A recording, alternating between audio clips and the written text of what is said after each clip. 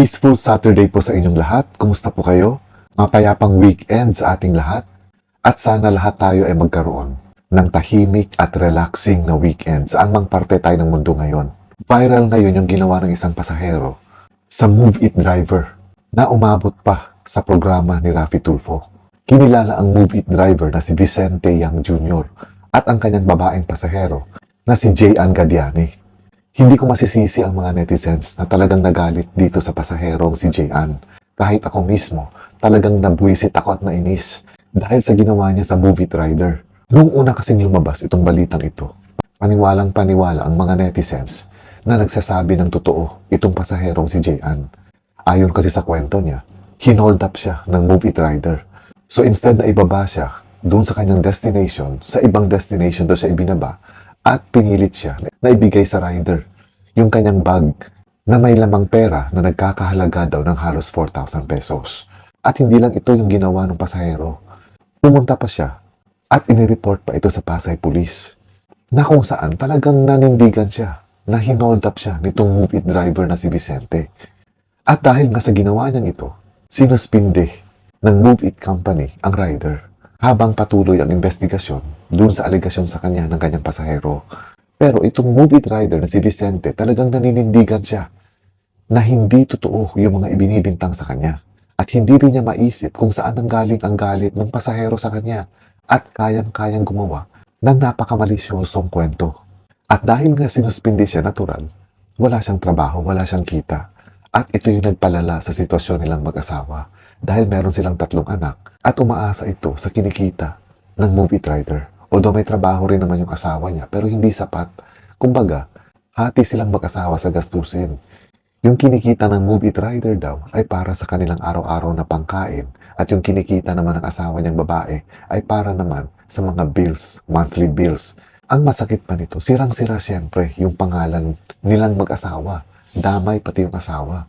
Dahil sino ba naman ang hindi mapapahiya sa balitang hold-upper itong si Vicente? I can just imagine kung ano yung pinagdaanan nilang mag-asawa. Yung kahihiyan, yung sleepless nights, yung kahihiyan ng dinanas ng buong pamilya nila, hindi lang nilang mag-asawa kundi kasama yung mga anak nila at mga kamag-anak nilang mag-asawa. Plus of course, nanganib din yung mga buhay nila. Dahil kumbaga, hindi natin masasabi na merong sobrang mabubuisit sa kanila at sobrang magsisimpatya dito sa nagrereklamong pasahero at baka ipatumba siya. So napakaraming hindi magagandang pangyayari ang nangyari sa kanilang mag-asawa mula nang lumabas yung balita. So sa programa nga ni Raffy Tulfo, nagkaharap yung mag-asawa at yung sinasabing pasahero na si Jayan. Noong una talagang nanindigan itong si Jayan sa kanyang kwento na talagang hinold up siya at sinabi rin niya na parang binabastos siya nung Move It rider na si Vicente. Ayon nga sa kanya, hindi daw nagiging maganda yung dating sa kanya nung sinabihan siya ng rider na maganda siya. At dahil nga may mga anak din itong si Jayan pero wala nga siyang asawa, sinabi rin daw ng rider na kung siya yung dating karelasyon nitong ni Jayan ay hindi niya ito iiwanan dahil maganda daw.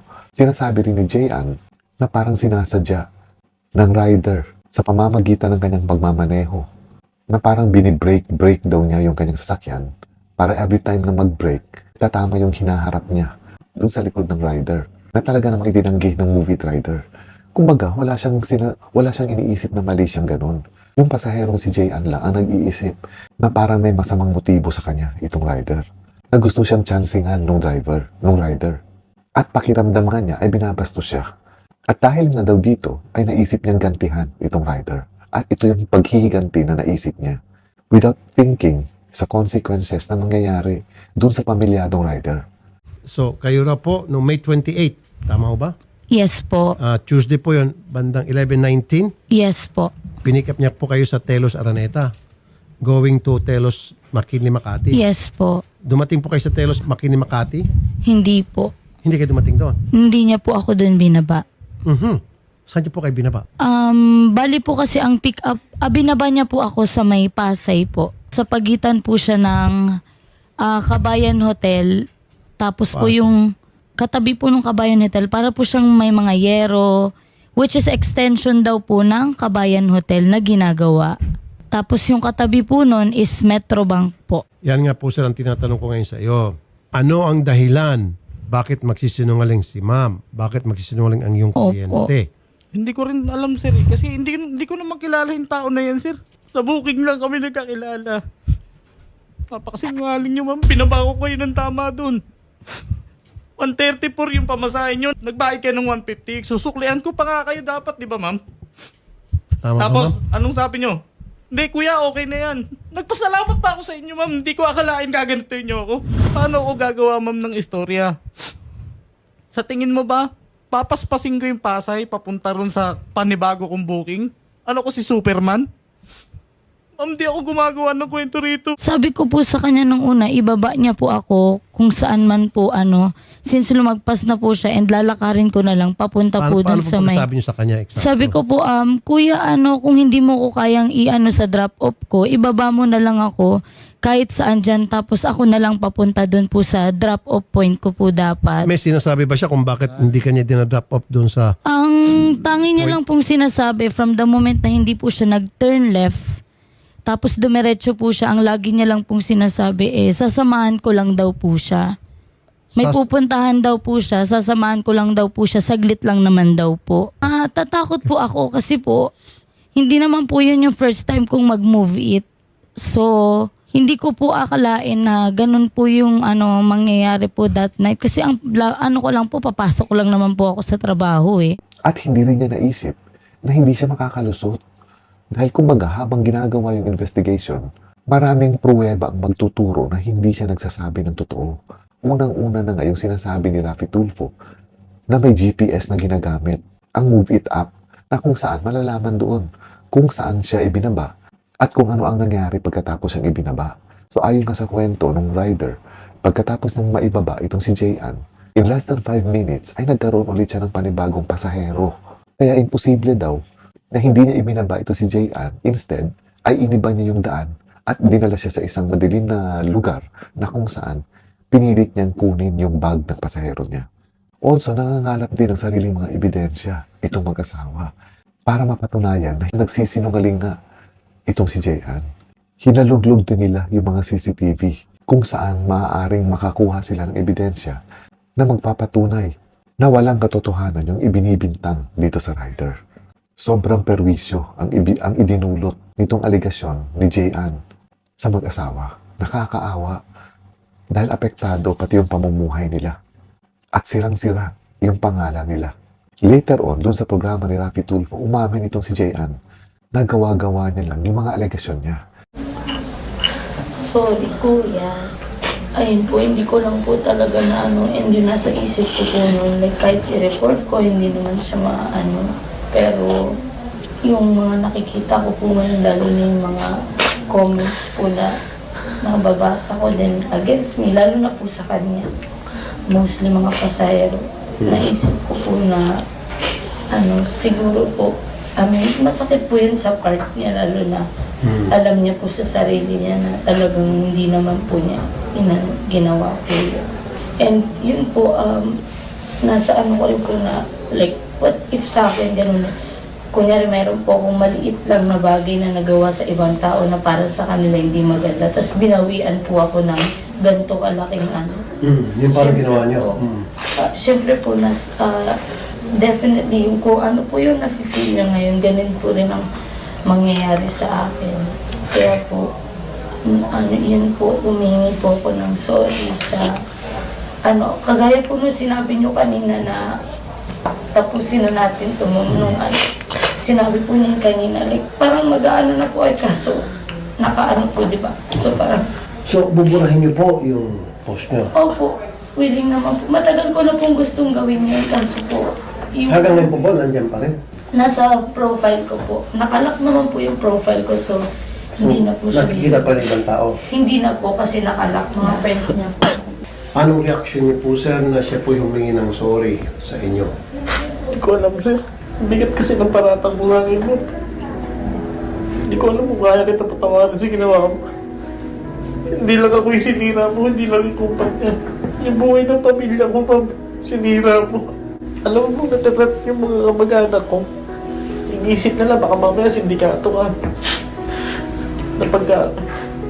Napagka nilabanan kita, kawawa sila. Pero sabi ko, kung lalaban ako, alam ko nasa sarili ko, nasa tama ako eh. Kaya lalaban ako nga. Hindi ko alam kung kaya ano patawarin ko. Sobrang natulog pa ako. Sa hindi talaga malamang dahilan, dahil kumbaga, talagang gumawa lang siya ng sarili niyang kwento para idiin yung rider. At ang itinuturo niyang dahilan, ayun ngang hindi niya nagustuhan na sinabihan siyang maganda siya. Napaka-weird na pag-iisip. Kumbaga, I think merong diferensya sa pag-iisip itong si Jayan. Tama yung sinasabi ni Raffy Tulfo na kung gustong magpa-check up ni Jayan sa psychiatrist ay tutulungan niya ito dahil hindi nga talaga normal yung ganong pag-iisip na parang gustong-gusto niya na makasakit at pahiyain yung tao na wala namang ginawang masama sa kanya. It could be paranoia dahil gusto niyang sumikat, or it could be, sabi nga ni Raffy Tulfo, na isa siyang bipolar. Ganun pa man, kahit pa sabihin natin umamin siya at humingi ng sorry, para sa akin hindi enough yung apology niya. Kumbaga, dapat lang kasuhan siya. Hindi lang nung rider, pati ng kapulisan. Dahil dun sa kanyang sinumpaang salaysay, pwede siyang kasuhan ng mga pulis ng perjury or pagsisinungaling sa ginawa niya. At dito naman sa rider, pwede niyang kasuhan ng cyber libel dahil sa paninirang puri na ginawa sa kanya nitong kanyang pasaherong si Jayan. Oo, pwedeng tanggapin yung pagsusori niya.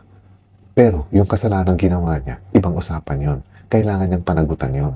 So kumbaga, kahit pa sabihin nag-public apology siya at humingi siya ng tawad sa harap ng mag-asawa, hindi yun enough para maabsuelto siya sa kanyang ginawang perwisyo sa mag-asawa. Kailangan panagutan niya ito. Dahil kung hindi, baka gagayahin pa siya ng ibang mga pasahero o ng ibang tao na anytime pwede naman pala nilang lusutan kahit pa nakakasira sila ng buhay at pagkatao ng isang tao sa pamamagitan ng pag-iimbento ng mga kwento. Kasi kung papakinggan natin nung umpisa sa programa ni Raffy Tulfo, talagang mapapaniwala ka dun sa kwento ni Jayan. Dahil talagang very convincing at talagang napakagaling niya magtagpi-tagpi ng mga kwento. Para siyang isa talagang pathological liar or habitual liar na kung saan talagang sanay na siya sa pagsisinungaling. At hindi talaga siya natitinag kahit umiiyak sa harap niya yung mag-asawa. Wala kang makikitang emosyon sa mukha ni Jayan. Hindi ko mawari kung isa siyang manhid or talagang ganong kasama yung pag-uugali niya. Kaya wala akong awang naramdaman sa kanya. At sana nga makinig sa mga netizens itong rider na ituloy niya yung demanda niya laban dito kay Jayan. Hindi lamang para malinis yung pangalan niya, kung hindi para bigyan ng leksyon itong babaeng ito na inaakalang napakaliit na bagay lang yung ginawa niya dito sa rider. At doon naman sa kumpanya ng rider na Move It, parang napakawalang kwenta rin yung kumpanya nila. Dahil kumbaga, biglang sinuspindi itong rider na ito na hindi man nang gumawa ng sariling investigation. Na kung saan, kitang-kita naman pala doon sa GPS na sinasabi ni Raffy Tulfo na imposibleng hindi niya ibinaba itong si Jayan sa destination. Dahil pagkatapos pala nun ay nagkaroon agad ito ng panibagong pasahero. Pero sinuspindi pa rin nila itong rider, itong kawawang rider. Pagpapatunay nito na hindi sila concerned sa empleyado nila, mas concerned sila sa imahe nila. Sana magsilbing lesson din ito, lalong-lalo na sa katulad ni Jayan. Yung kasabihang think before we click ay talagang importante na hindi porket akala natin wala itong magiging, na hindi ito magkakaroon ng malaking implikasyon sa buhay ng mga sinisira nating mga tao. Think again. Dahil katulad na nangyari sa mag-asawang ito, hindi biro ang dinanas nila. Magmula nang pumutok yung balita na hold-upper itong rider na ito. Kaya hindi lang para kay Jayan, kundi para sa ating lahat. Hindi porket libre ang pagpo-post sa social media ay aabusuhin na natin. Let us all be responsible. Hindi tayong pwedeng basta na lang mag-post ng kung ano-ano, lalong-lalo na kung wala itong katotohanan. Dahil ang nasisira nating buhay ay napakahirap na ibalik sa normal uli. Lalong-lalo na kung nag-viral na yung pinost natin na paninira at kasinungalingan. Well, kahit papano, maganda rin yung ginawa ni Jayan na inamin niya yung pagkakamali niya. Pero inuulit ko, pwedeng patawarin yung tao o pwedeng patawarin si Jayan. Pero yung kasalanang ginawa niya, kailangan niya itong panagutan. At hanggang dito na lamang mga kaibigan. Once again, maraming salamat ulit sa inyong panonood. And again, reminder para sa ating lahat, think before we click. And let us all be responsible sa paggamit ng ating mga social media accounts. Maraming salamat ulit sa inyong panonood. Enjoy your weekend everyone. Ingat po kayong lahat. Amping mo kanunay. and God bless.